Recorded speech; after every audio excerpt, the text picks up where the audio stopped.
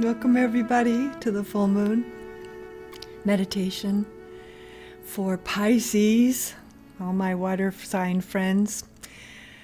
We have a big full moon, of course, a lot of things going on, as you are certainly recognizing and seeing all around you anywhere you look.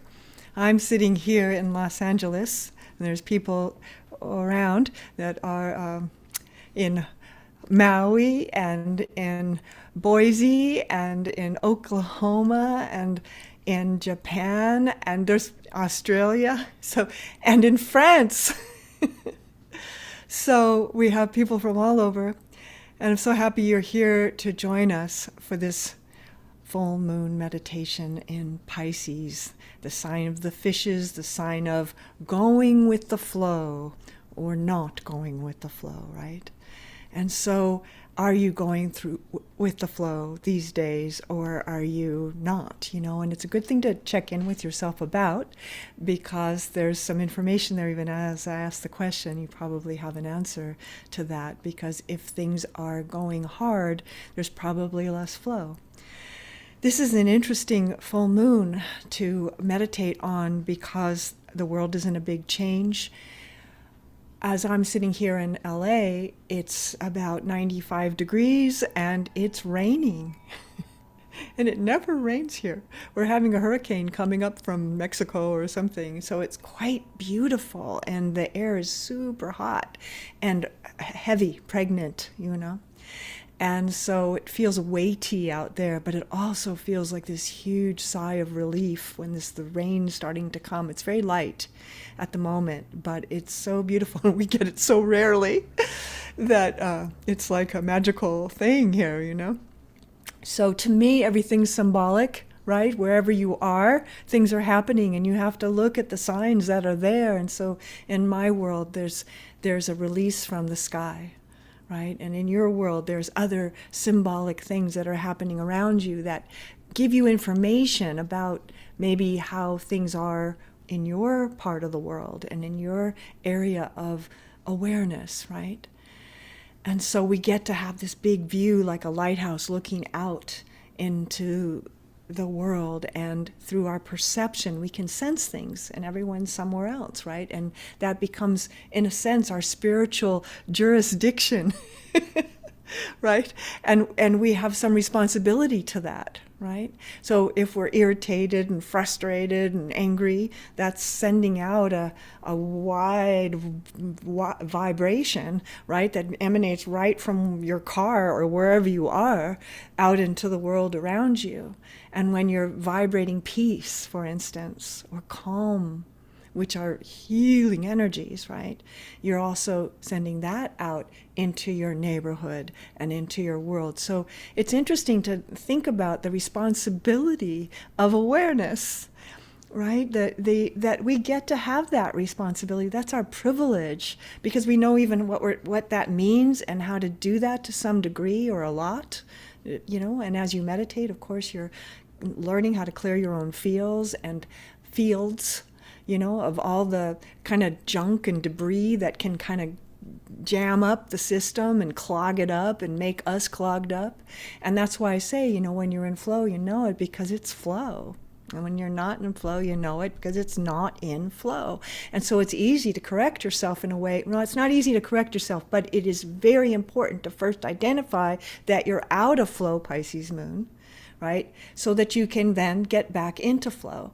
But the first thing is to recognize that it's happening at all, right? Am I in flow? Am I out of flow? And don't worry, your life will show you, very quickly where you are. So then it's just a matter of not trying to make the square peg fit into the round hole no matter what, because that creates more resistance, which is not flow either.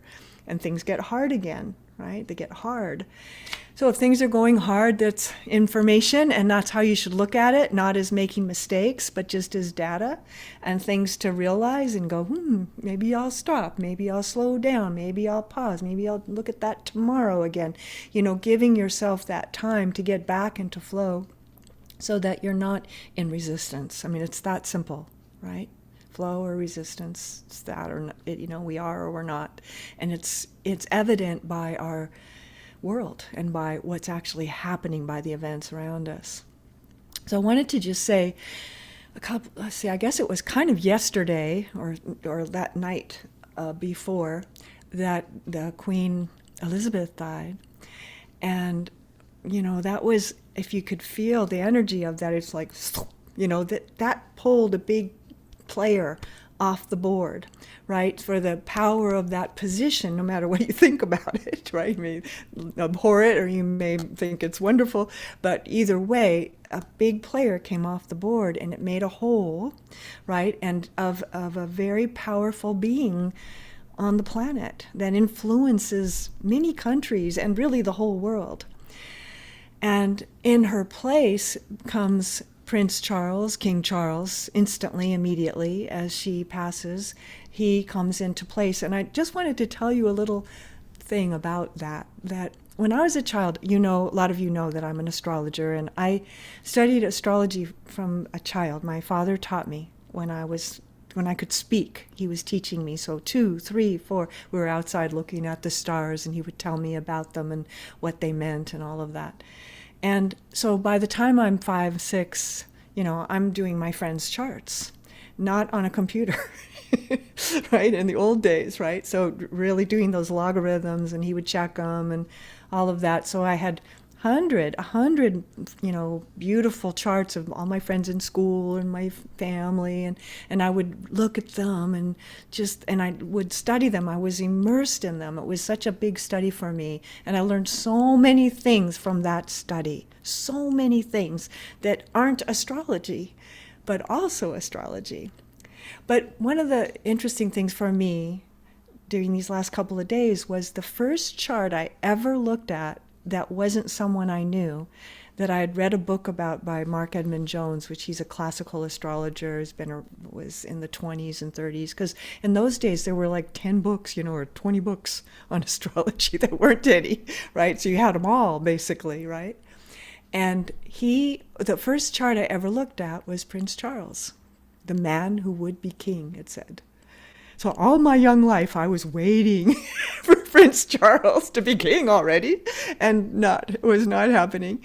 And if you look at his chart, it kind of shows that, it's a little bit of a struggling chart. It's a chart where you're doing the hard things behind the scenes, right? It's a chart that shows somebody that is coming in for a very particular reason. This is a full moon.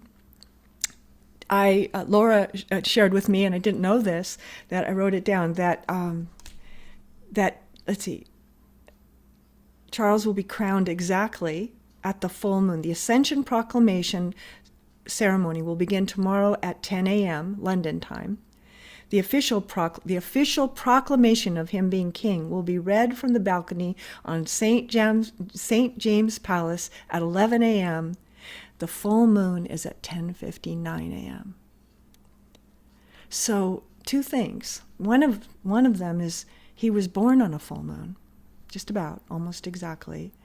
And the other thing is that this is all happening on a full moon, right? So that's very powerful. And the other thing is he's an esotericist. So he's been studying metaphysics and meditation all of his life. He's had mentors and trainers. So I know his chart very well, having studied it as a child.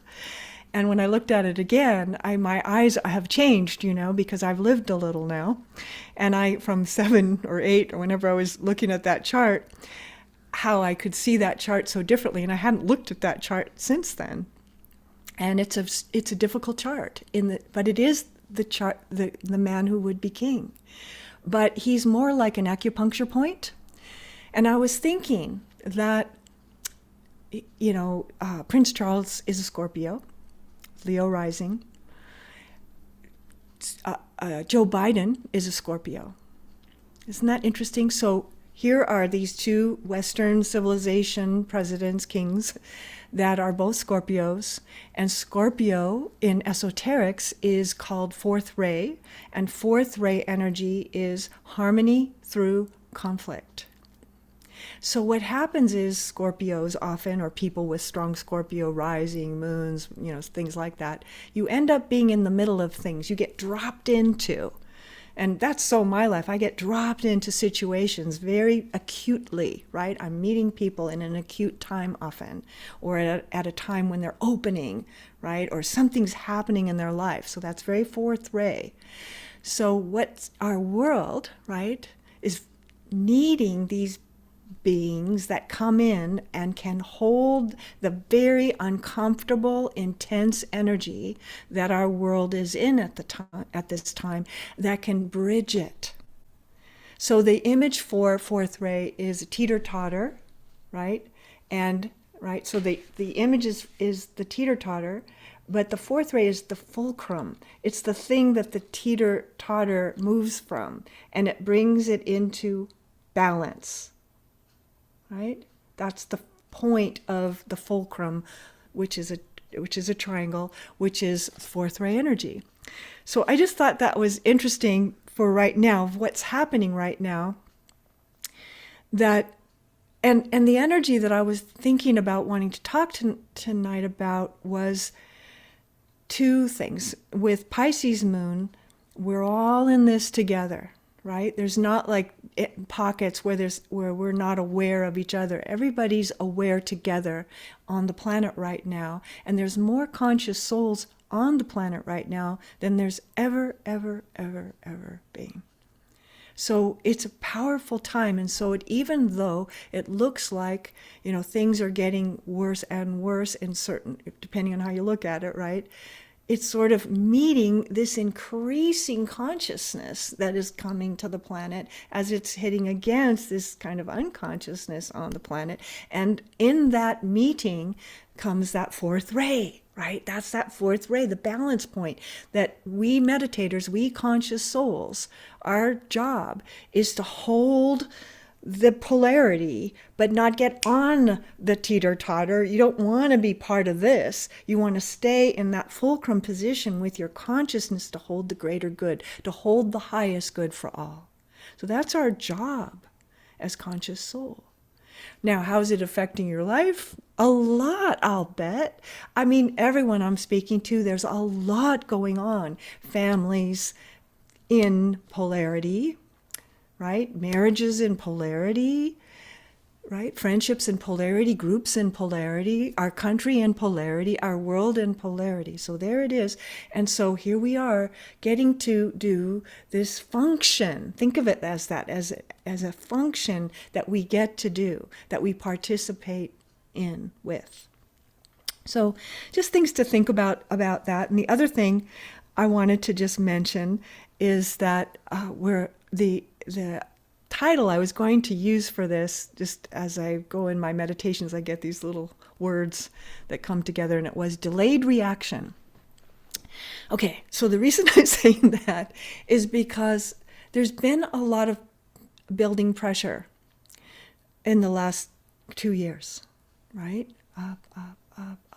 And people have been doing various versions, right, of, hear no evil, see no evil, avoidance, in everything that you can, attacking, trying to kill it, whatever we're doing in reaction to what's happening, which is a birthing, right, of humanity to a higher place. And so we're at a place where when you think of it as delayed reaction, what I'm seeing is it's hitting people more in the reality. Oh, this is really happening. Oh, this isn't going away. Oh, it is not going back to normal. And what is normal anyway, and all of that. And that delayed reaction is a big arc, like 2 years, and also a short arc. I think people are having delayed reaction right now, too, in the last couple of months, because it got more intense again.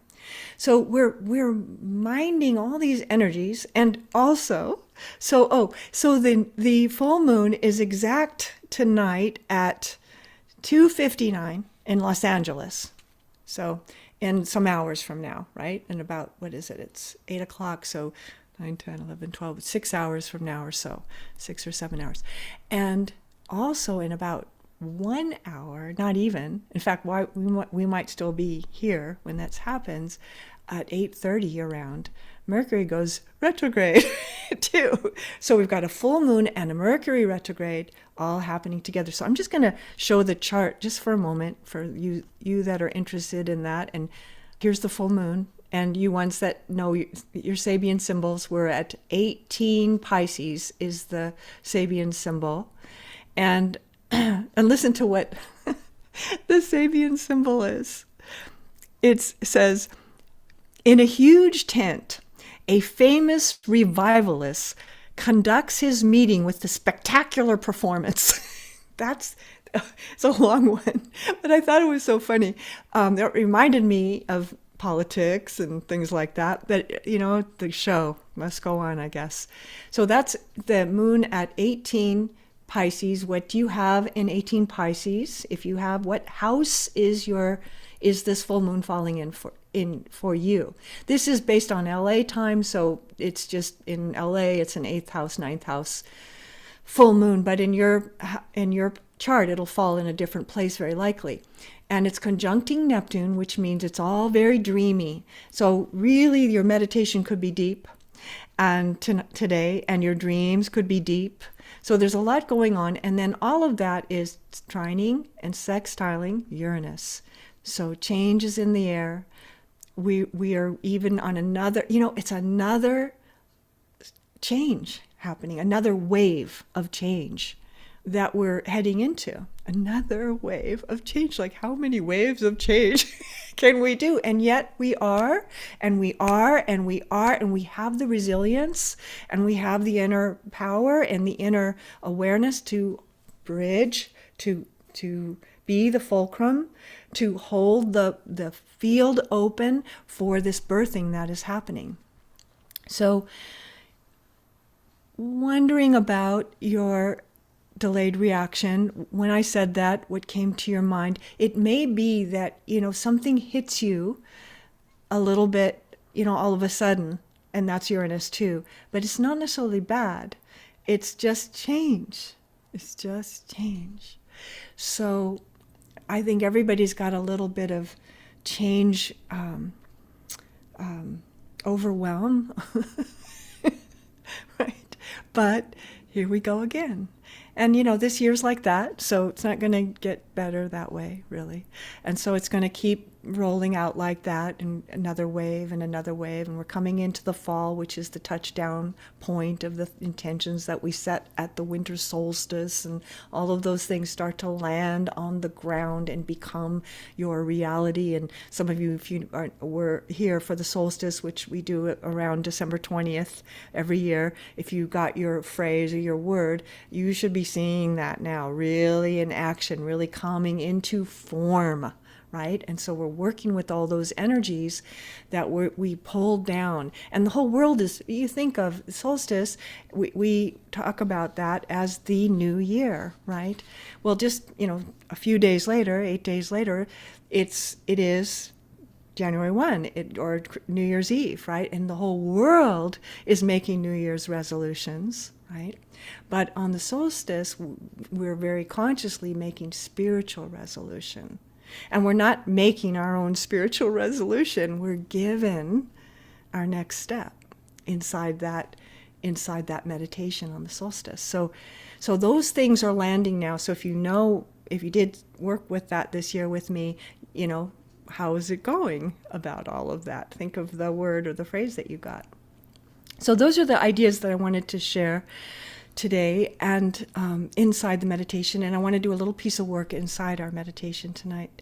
So when you're ready to, we're going to start to go into it. So if you have a candle, you can light it. If you don't have a candle, just light it in your imagination, in your mind.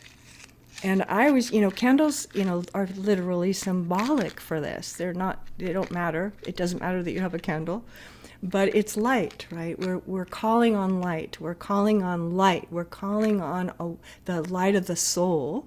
And so you can light a candle as a symbol of that you're holding the space. We're holding the space together with light on purpose, in consciousness, with awareness, with love, right? So, oh, one more thing before we go in. So, one other idea is because Mercury's going retrograde, I wrote down these words, and I wrote, Mercury retrograde, back to the divine drawing board. Right? Where you check everything, and you check it twice. Are you on the right track? Are your words matching how you feel? Is the inside and the outside the same? Are you in your purity, or are you in your alignment, right? And so whenever there's a Mercury retrograde, it's on a full moon, so it amplifies it. Words like these become important, and these, I just wrote down some random words. Reorientation, right? Things with R-E, revisioning, right? Remembering, regrouping, good one, right? Regrouping, review, rearrange, reorganize. Last on the new moon class, we talked about all that Virgo energy of really rearranging, reorganizing, the feng shui of stuff, and the feng shui of stuff in your mind as well, right? Reconsidering, recovering, recognizing, right? Reconditioning, recycling, repairing, rewriting. And then I wrote as a afterthought, reincarnate, right? Incarnate, reincarnate. So these are the energies that are getting really highlighted during this, Virgo solar energy, which is very organizing and corrective and getting things in order, right? Which we talked about at the meditation class. But now it's Pisces, so it's much more fluid and less rigid, right? It's softer and it's more universal. And it matters because, we can be disciplined in our space, right? That's Virgo. But that discipline starts to create a rhythm and a hum, right? That creates a song, that creates a music into the universe that affects our neighbors and our town and our city and the country that we live in, or the state that we live in this world. And so we start to take responsibility, that's Virgo, in Piscean way, which is unconditional love, right? In service, as an act of love, as an act of sacrifice even, but sacrifice in that highway, of for the greater good, not just for mine, for all of our greater goods. So that's our jumping off point. So with your candle lit energetically or literally, take your seat where you are, find your breath, and let your breath get deeper and fuller. And breath by breath, feeling the interconnectivity with all of us and all beings. All beings, closed beings, open beings, doesn't matter. Our interconnectivity with all beings. And sense that that's Piscean, that's the big stream, that's the big kind of God force energy, that you're connecting to all beings by your heart energy, which can hold it all. It's not too much. In fact, it is invigorating and energizing, right, to the self. And the more generous you are with your offering, right, the more it recycles back. And it creates a circuit that is full of love in, love out, love in, love out, love in, love out. And just as you're breathing now, love in, inhaling, love out, exhaling. Love in, inhaling. Love out, exhaling. Love inhaling. Love out, exhaling. Inhaling and exhaling love. And as you do this, and I don't mean the emotional, personal love, I'm talking about big love. Big love. You begin to condition your own heart. You begin to heal your own heart. And you begin to lighten and enlighten your own heart. Inhaling love, exhaling love. Inhaling love, and feel that circuit start to move now, exhaling love. And as you do, whatever our hearts are like right now, which could be wrecked, we've been through a shock, we've been through something intense, we're moving through, it could be not like that at all, but it could be. You can right now heal your heart. Inhaling love, exhaling love. And you can see and kind of sense your heart mending. Can you feel that? It's mending the heart. Like darning a sock. Mending the heart from the tears that happen and breaks that happen. Right? The losses of life, the sadnesses of life, the joys of life. And you're weaving it all back together again. You're weaving it with your breath and your intention of love. You're weaving back your heart so that it's like brand new, like original heart, like the heart you were born with, the heart that when you were 1 minute old was just shining out from you. That heart, that pure heart, inhaling and exhaling love, big love. Pure love, unconditional love, love, mending the heart. And because it's been a rough time for so many people, there's a lot of possible heart mending, heart healing that needs to happen right now. And so even if that's not you and you're just great, right? You can hold for us, right? You can hold for each other. Right?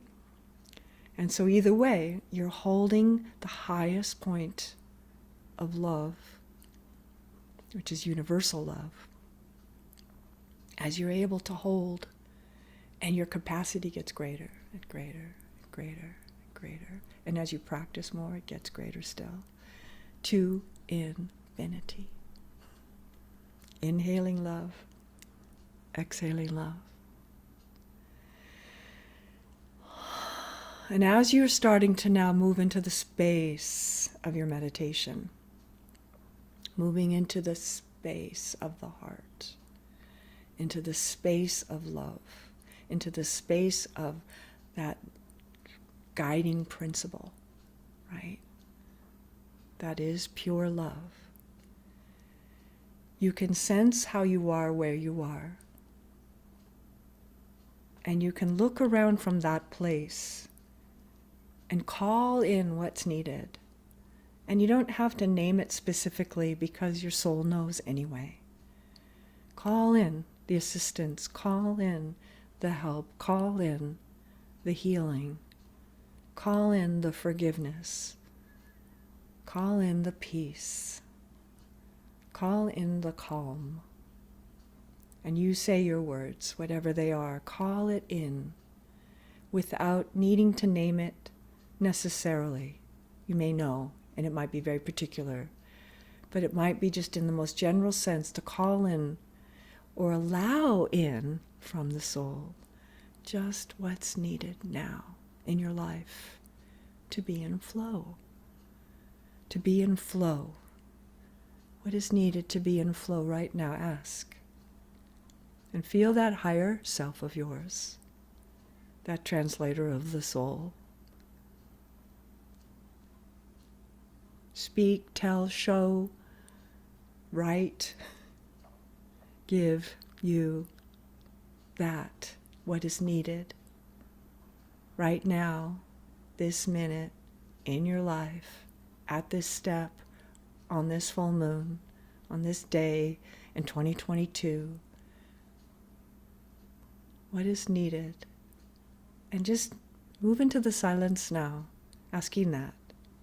and holding the space open for your knowing in that dreamy, dreamy state, like that in-between place. Open the door to what is now for you, and just be still and know.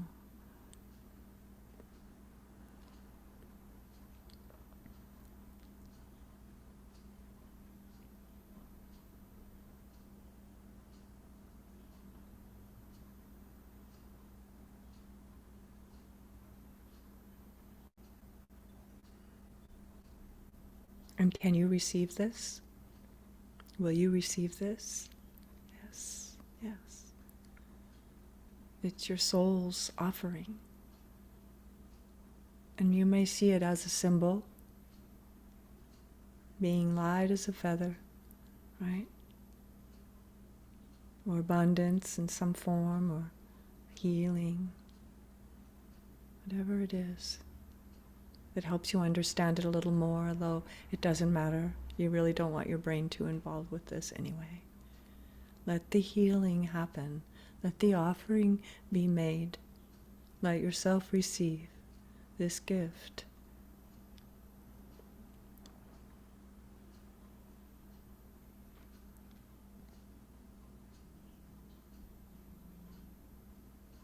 In the name of love.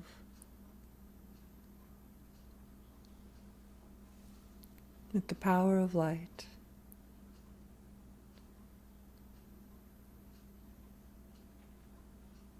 Without ego, just innocence, receiving what is naturally yours.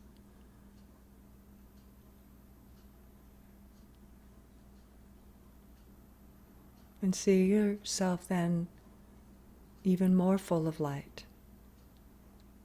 even more radiant, that your eyes are shining, your face is shining, your heart is shining.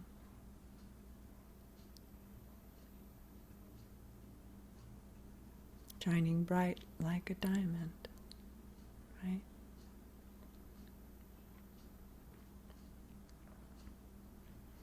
And give off the radiance as an offering to our world to help be that fulcrum, that balance point, to help center and make this transmutation of our planet, to help each other, to take care of yourself while you're doing it. Heal our world, to heal our world, which is happening.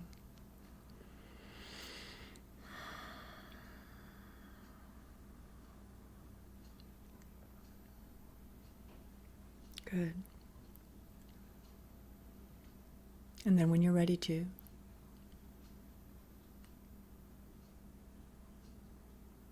letting your breath get deeper and fuller.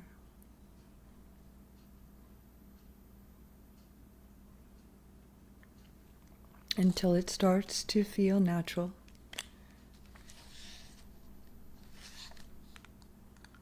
To begin to transition out of this meditation. When you're ready to, gradually take your time.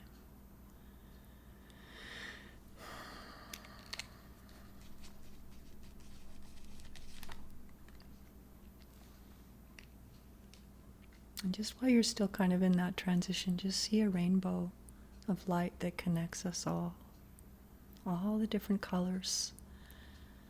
We're all different colors, making this beautiful, unified, coherent light, pure red, pure orange, pure yellow, pure green, pure blue, pure violet.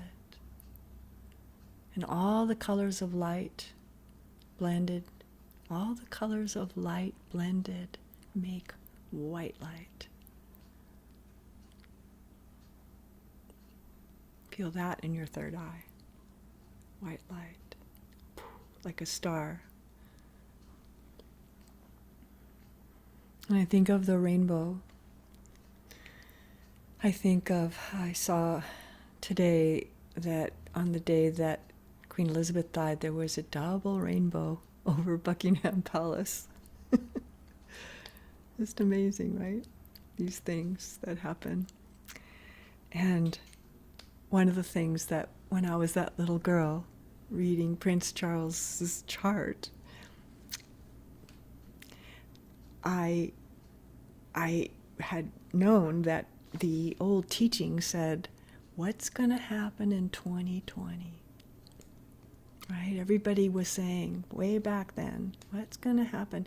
And you know who said that too? Nostradamus, right? He was an astrologer, right? They're looking at these alignments, right, in the sky. And we've all wondered, and who would think that it would have been a virus that changed the world in 1,000 ways? And continues to, because, you know, you can think what you think about it, but it's part of it. It's all part of it, all of this, these changes that are happening. So it's in the air, you know, and we're in this birthing process, and the baby's not born, and it's a while away still, you know, so we have to still hold for each other and hold for our world. So that's our work. So I'm so glad you were here for this meditation. When you're not there were more people that are signed up for this, but just so you know, if you do miss this, the live version, which is always better to be at because it's powerful in the group, you know, but still, even when you re-listen to it, it has its power too.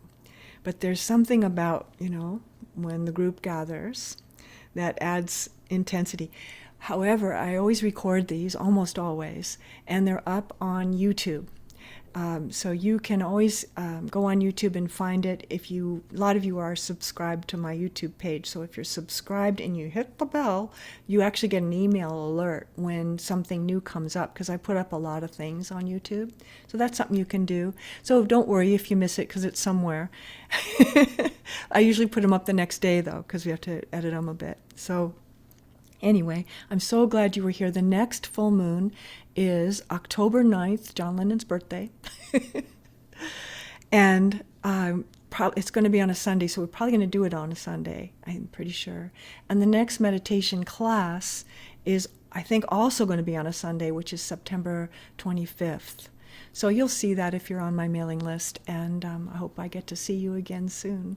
And thank you for being part of this meditation. These are world service meditations. Heal yourself, heal the world. It works like that. So all of this is going beyond yourself and beyond our group self and all across the planet. So see that rainbow light really reaching to every point in every politician's office, right? Or every, you know, all those people that we go, oh, they shouldn't be doing that. You know, just send that rainbow light there too, so that consciousness is awakened, because there's conscious people there too. They're everywhere. They're everywhere. Yeah? So thank you, everyone. I'll see you soon.